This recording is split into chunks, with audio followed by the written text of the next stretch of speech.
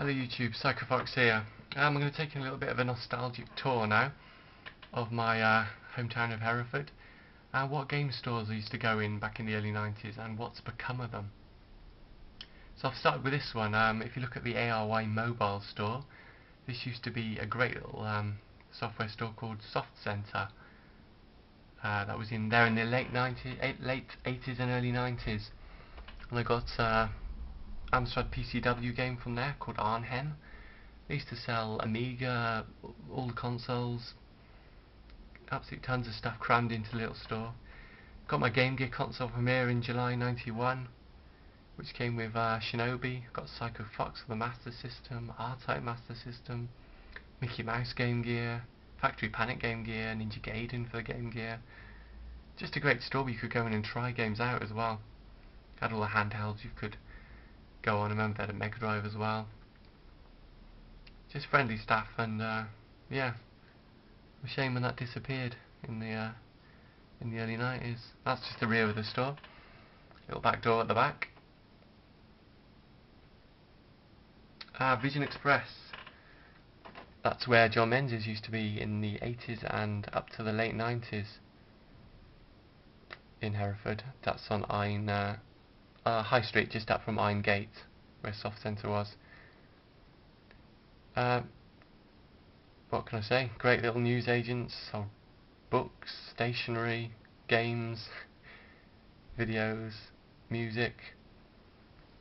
I got Zelda's Link's Awakening for the Game Boy from there, manga videos, Guyver, Jean-Claude Van Damme videos, Street Fighter 2 Turbo in a tin, which I always remember got for $7.99 because the tin was dented. That used to be Lund Poly next to it, Thompson, and beyond that was Littlewoods. So yeah, that's what it used to look like, John Menzies. That's the actual store. Disappeared in about 98, I think. That's Boots, just across the road. Bought my first Queen tape from there, Queen Greatest Hits, I remember. Actually for the SNES, 45 quid. Super Kick off the Master System. As you can see, it's Boots to this day. It's never moved. No longer sell games, unfortunately. Never used to buy many games from there. Nor from here, W. Smith's.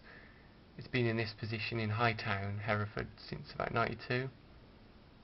The only game I ever remember buying from it was Secret Command for the Master System. That was just because it was in a $9.99 sort of bargain bin. But I used to get all my console magazines from here, like Mean Machines, CBG, stuff like that. That's Peacocks, that was Littlewoods, opposite Soft Centre on Iron Gate. Bought my SNES console from there, which came with Mario. Game Boy console, which came with Tetris, F-Zero for the SNES, Zelda Ocarina of Time for the N64 too, which came with a Mario watch, I remember, which I've got upstairs to this day.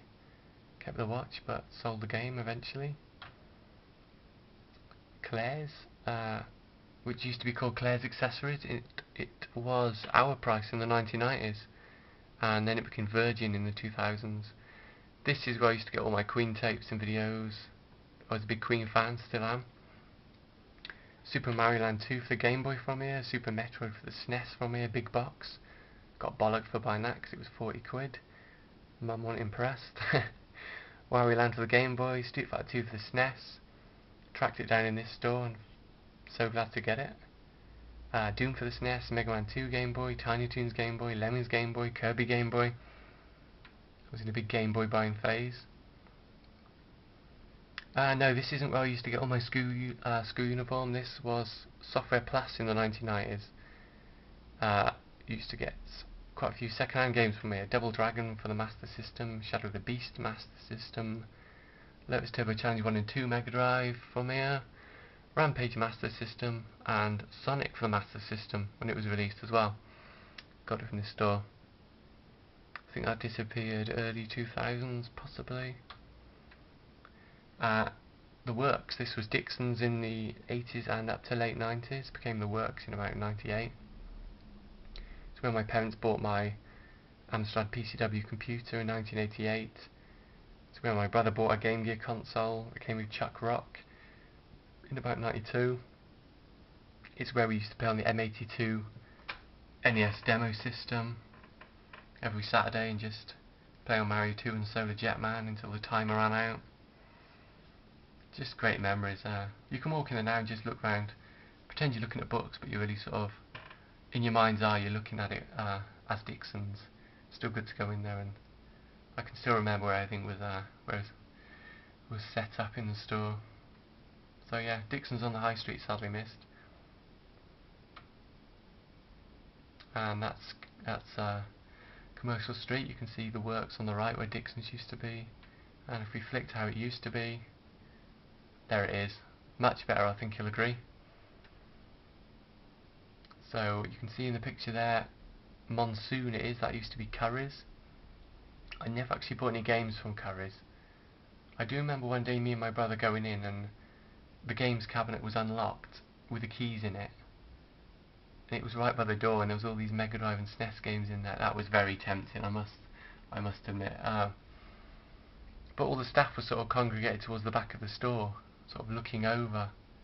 So I don't know, we just sort of thought it was some sort of, you know, honey trap or something, and it was, as soon as you slide the little glass door on the games case, the shutters would come down or something. So no, we were good boys and we didn't steal any of them.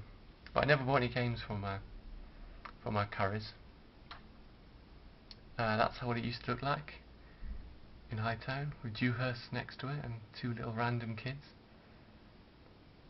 Although one of them kids does look suspiciously like a kid I went to school with. I'm not sure if it's him or not. Dorothy Perkins there to the top right. And the left hand part of Lakeland used to be a separate store. This is on Commercial Street, sort of opposite where Dixon's was. And that was Tandy's in the 80s and 90s. Which again, I never bought any games from Tandy's, but they used to sell consoles, I remember being in there one day and a woman brought a Game Boy in, she bought, saying it wasn't working, and she'd just not turned the brightness control. I remember that, I thought that was quite amusing. But no, the only thing I remember buying from them was videos for the camcorder, old 8mm camcorder. And as I touched upon before, that's New Look is where Littlewoods was in the 70s, 80s and 90s. They did used to sell games actually now and again in a little bin by the door, like a bargain bin, really shitty Game Boy games that no one would even want. Never bought any, I just included it because technically it was a game store. Dorothy Perkins, that's where Merritt's was in the 80s and up to about 94. It was a big news agent, they sold everything, a bit like John Menzies. That's why I bought, actually my first ever game, it was Fast Food Dizzy from my mate's CPC 464. Bought that on tape from there. Used to buy Meme Machines from there, Sega Pro, Sega Power magazine, Nintendo magazine system, Meme Machines, Sega, Games Master, and Slash Puppies as well. As you can see in the top right, that is Merritt's, how it used to look, and Rumblow's next to it, and another Hour Price to the left of that.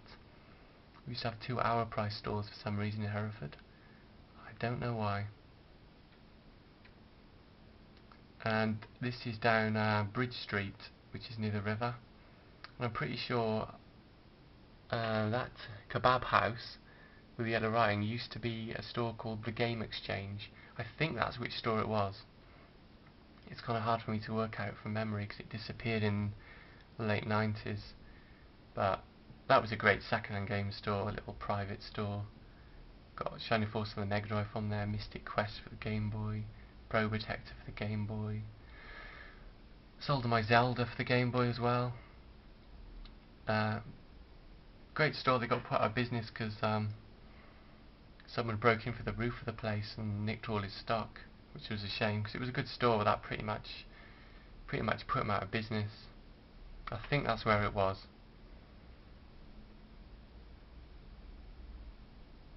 And there on the corner next to Mr. Chips was another little independent sort of second-hand store. Used to sell second-hand videos and tellies and stuff and stereos. Had games as well. Rumble Brothers. Not sure if that was its official name, but that's what it was known as. Got Mortal Kombat from there for the Game Boy. Radar Mission for the Game Boy, second-hand. They were there throughout the 90s. I think they were there in the early 2000s as well. Uh, Kevin Barry Hair Salon just to the left of Mr. Chips. Used to have my hair cut there. William Hill on the right there. That used to be Hereford TV and Hi-Fi in the 90s. I think they used to sell, you know, the higher end sort of new breed of consoles like 3DO and stuff like that. Oh, I don't ever remember going in there. But yeah, that's where it was, just for completion. And down on King Street near the cathedral, on the corner, it's now split into two shops. That one with the red shop front and the black to the right. That was Backstage Video. It used to be a car showroom called Cathedral Cars back in the 60s. That's why it's got big windows. But Backstage Video, it was the place to go. Just in that corner, there was a Street Fighter 2 arcade machine. You could rent games from there. Rented Star Wars for the NES. Bought Star Wars for the SNES from there. Bought Shinobi 3 for the Mega Drive from there. X-Rental. Lakers vs Celtics for the Mega Drive from there. X-Rental. Universal Soldier X-Rental for the Mega Drive. Yeah, we rented Mario 2 for the NES as well. Mario 3 for the NES. Ski or Die. Chip and Dale. Mega Man 2. Star Wars, as I mentioned. Tecmo Wrestling. Splathouse for the Mega Drive. Kid Chameleon for the Mega Drive. I must have spent hours and hours in that store, just choosing videos, and when you've chosen one, getting your dad to come in and rent it, because it's usually always an 18. I remember renting Cool Surface in there as well, just just to have a look at Terry Hatch's boobs. Just stuff like that when you're a kid, just stupid things. Renting tons of Jean-Claude Van Damme as well, and Bolo Young videos, and all martial arts stuff. Yeah, so Backstage disappeared in, I think it was early 2000s probably. Sadly missed. Yeah, and that's the end of the little presentation. It's just a brief overview of what I remember from Hereford in the 90s, and the stores I went to, and what's become of them. So, thanks for watching.